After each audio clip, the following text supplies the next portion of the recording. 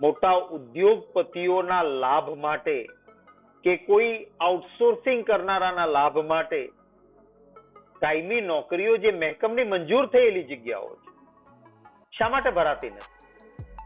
બીજી તરફ મોટા દાવાઓ થાય છે.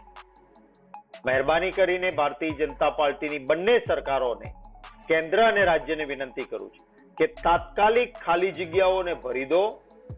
આઉટસોર્સિંગ, ફિક્સ પગાર, કરાર આધારિત બંધ કરો, નિયમિત નોકરીઓ આપો અને ગુજરાતના યુવાનને આવી કફોડી સ્થિતિમાં નોકરી લેવા માટે ધક્કા મૂકીને કોઈ જાણે ભીખ મેળવવાની હોય એ રીતેની અપમાનિત થનારી પરિસ્થિતિમાં મારો ગુજરાતનો યુવાન ન મુકાય એ માટે સત્વરે સરકાર પગલા ભરે એવી અપેક્ષા રાખું છું. અંકલેશ્વરનો એક વિડીયો જેના કારણે રાજનીતિ જબરજસ્ત ગરમાઈ ગઈ. ઘણા બધા નેતાઓએ સરકાર પર અનેક સવાલો કર્યા. તમને એ વિડીયો ખ્યાલ જ હશે. પરમ દિવસે વિડીયો વાયરલ થયો. ભરૂચના અંકલેશ્વરમાં એક કંપનીમાં વોક ઇન ઇન્ટરવ્યૂ હતું, જેમાં એક સાથે હજારો ઉમેદવારો ત્યાં પહોંચી ગયા ઇન્ટરવ્યૂ આપવા માટે, અને પછી ત્યાં દોડભાગ થઈ ગઈ, ભીડ થઈ ગઈ, રેલિંગ તૂટી ગઈ, ઘણા બધા યુવાનો પડી પણ ગયા. અને બધા પછી સૌથી પહેલો સવાલ બેરોજગારી પર થયો કે આપણા દેશમાં અને આપણા રાજ્યમાં કેટલી બેરોજગારી છે કે માત્ર 10 જેટલી ખાલી જગ્યાઓ માટે હજારો ઉમેદવારો ત્યાં ભીડ થઈને એકઠા થયા છે. એમને એ નોકરીની કેટલી જરૂરિયાત છે. વિપક્ષે ઘણા બધા સવાલો ઉઠાવ્યા, ઘણા બધા નેતાઓએ સવાલો ઉઠાવ્યા કે ગુજરાતમાં બેરોજગારી ઓછી કરવા માટે અને રોજગારી વધુ આપવા માટે સરકાર કામ કરી રહી છે, તો આટલા બધા લોકો કેમ બેરોજગાર છે? જેના સામે સરકારે પણ જવાબો આપ્યા. પણ હવે એ મુદ્દો રાજનીતિક મુદ્દો બની ગયો છે. દેશની મીડિયાથી લઈને જે કેન્દ્રીય નેતાઓ છે બધાએ આ વિષય પર પ્રતિક્રિયાઓ આપી છે. શક્તિસિંહ ગોહિલે એક દિવસ લેટ પણ પ્રતિક્રિયા આપી છે પોતાની, અને વિસ્તારથી એવું સમજાવ્યું છે કે આપણા દેશમાં, આપણા રાજ્યમાં આટલી ખાલી જગ્યાઓ છે અને કોના કહેવા પર આ જગ્યાઓ નથી ભરવામાં આવતી. જ્યારે ભારતીય જનતા પાર્ટીને એમને વિનંતી પણ કરી છે કે હું વિનંતી કરું છું કે મારા યુવાનોને આટલું હેરાન ન કરો અને એમને રોજગારી આપી દો. આમ તો ઘણા બધા નેતાઓએ પ્રતિક્રિયા આપી હતી. શક્તિસિંહ ગોહિલ ગુજરાત કોંગ્રેસના અધ્યક્ષ છે, એટલે એમની પ્રતિક્રિયાની રાહ હતી. એમની પ્રતિક્રિયા આવી ગઈ છે, એ સાંભળીએ. ગઈકાલે ભરૂચના અંકલેશ્વરમાં એક પ્રાઇવેટ કંપનીની થોડી નજીવી નોકરી, એ બી પ્રાઇવેટ કંપનીમાં, અને એને મેળવવા માટે ગુજરાતી યુવાનોના એટલા બધા ધસારા વચ્ચે ત્યાં ઉપસ્થિતિ થઈ, રેલિંગ તૂટી પડી, અવ્યવસ્થા થઈ. ભારતીય જનતા પાર્ટીના નેતૃત્વને વિનંતી કરું છું, મારા ગુજરાતનો યુવાન મહેનતુ, બુદ્ધિમાન છે. ગુજરાતમાં એને નોકરી ના મળે, કઈ પ્રકારનો આપણો વહીવટ છે? એક તરફ યુવાનો જો આટલો સંઘર્ષ પ્રાઇવેટ કંપની માટે જઈને કરવા માંગતા હોય, અને બીજી તરફ સરકારી કચેરીઓમાં લાખો નોકરીઓ ખાલી પડી છે. શા માટે આપણે એને ભરતા નથી?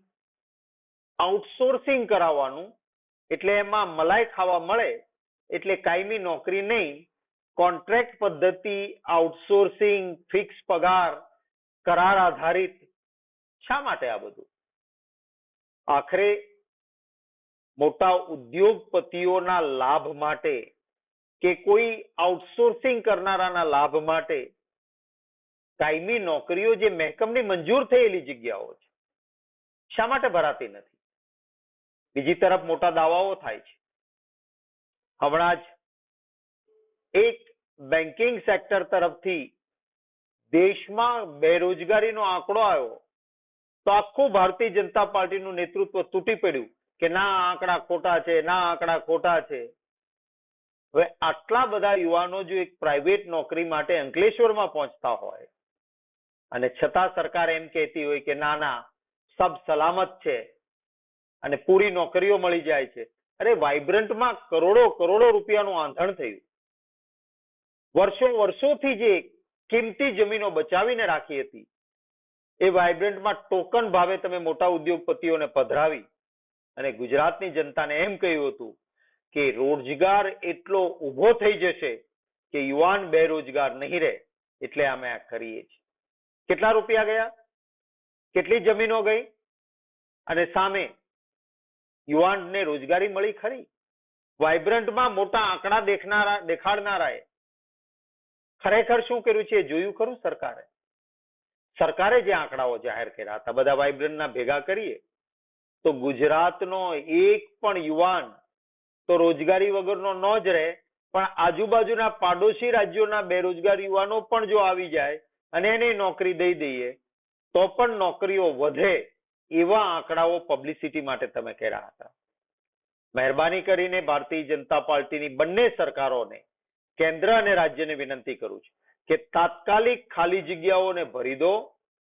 આઉટસોર્સિંગ, ફિક્સ પગાર, કરાર આધારિત બંધ કરો, નિયમિત નોકરીઓ આપો અને ગુજરાતના યુવાનને આવી કફોડી સ્થિતિમાં નોકરી લેવા માટે ધક્કા મૂકીને કોઈ જાણે ભીખ મેળવવાની હોય એ રીતેની અપમાનિત થનારી પરિસ્થિતિમાં મારો ગુજરાતનો યુવાન ન મુકાય એ માટે સત્વરે સરકાર પગલાં ભરે એવી અપેક્ષા રાખું છું. જેમ જ આ વિડીયો વાયરલ થયો એના પછી કોંગ્રેસે ટ્વિટર પર એક ટ્વીટ કરી જેમાં આ વિડીયો મૂક્યો અને પછી કહ્યું કે ગુજરાત મોડલની આપણે જે વાત કરીએ છીએ એ ગુજરાત મોડલ ફેલ છે કારણ કે યુવાનો પાસે નોકરી નથી અને જે ગુજરાત મોડલ આપણે દેશમાં બતાવે છે ભારતીય જનતા પાર્ટી એ મોડલમાં તો બેરોજગારી જ સૌથી વધારે છે. એના જવાબમાં ભારતીય જનતા પાર્ટીએ અને હર્ષ સંઘવીએ બંને ટ્વીટ કર્યા અને બંને ટ્વીટ કરતાં લખ્યું એ જે વોક ઇન ઇન્ટરવ્યૂનું જે પોસ્ટર હતું એ મૂકી અને લખ્યું કે આ લોકો બેરોજગાર છે જ નહીં કારણ કે આ નોકરી માટે એક્સપિરિયન્સવાળા લોકોની જરૂર હતી અને એટલે જ એક્સપિરિયન્સવાળા લોકોને ત્યાં બોલાવવામાં આવ્યા હતા. એટલે આ જેટલા પણ લોકો આવ્યા છે એ બધા જ લોકો ક્યાંક નોકરી કરી રહેલા છે એટલે બેરોજગારીનો કોઈ સવાલ જ નથી. કોંગ્રેસનું આ ષડયંત્ર છે ગુજરાતને બદનામ કરવાનું.